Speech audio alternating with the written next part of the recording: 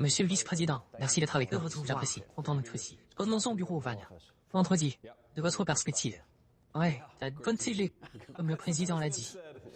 Oui, bon, c'est drôle. Donc nous avons une conférence de presse de 40-45 minutes et le président le fait normalement. J'ai dû l'avoir vu maintenant 3 ou 4 fois avec Eddie Dernay où il aime faire intervenir les médias, il aime avoir une conversation et il répond aux questions avec la presse, vous savez, il est très ouvert avec les journalistes.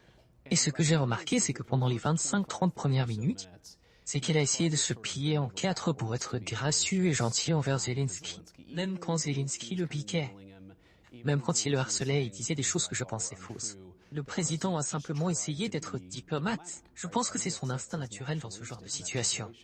Lorsque cela a vraiment déraillé, c'est, bien sûr, après que j'ai demandé au journaliste polonais de poser sa question, donc le président y a répondu et ensuite j'y ai répondu. Mais il y a quelque chose avec ma réponse qui a vraiment mis Zelensky en colère. Donc ensuite il est venu vers moi et vous blâmez vous-même.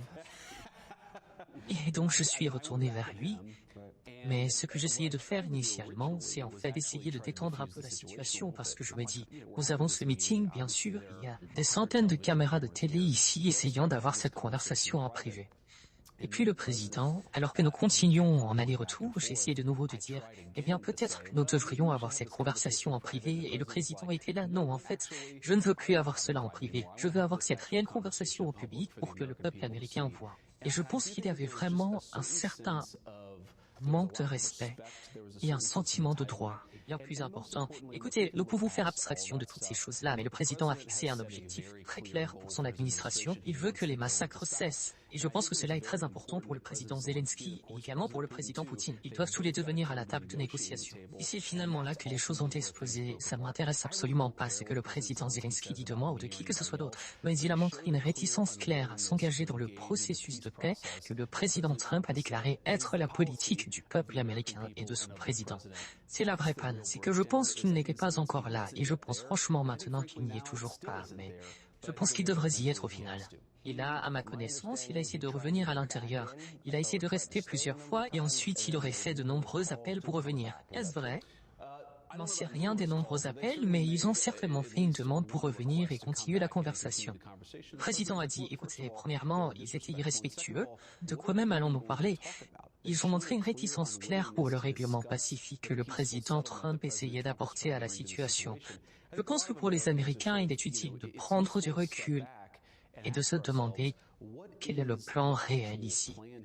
Nous ne pouvons pas financer la guerre éternellement. Le peuple américain ne le tolérera pas. Et d'ailleurs, Sean, si vous regardez le peuple européen et les sondages, les Européens ne le toléreront pas éternellement non plus.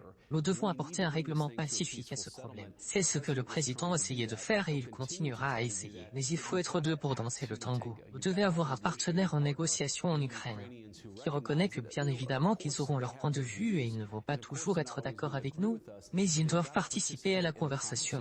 Il n'était pas prêt à le faire vendredi, donc le président a dit renvoyez-les chez eux. Il a dit de la guerre qu'il s'attend à ce qu'elle continue longtemps.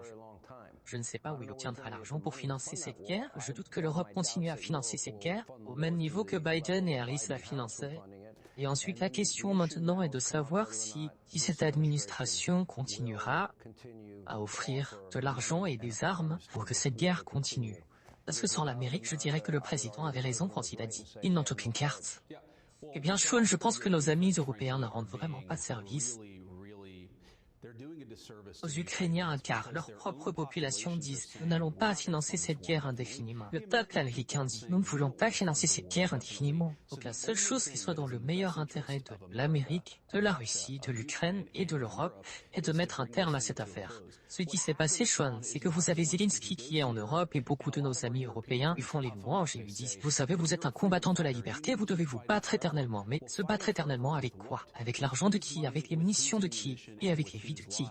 Le président adopte une perspective beaucoup plus réaliste en disant que cela ne peut pas durer éternellement.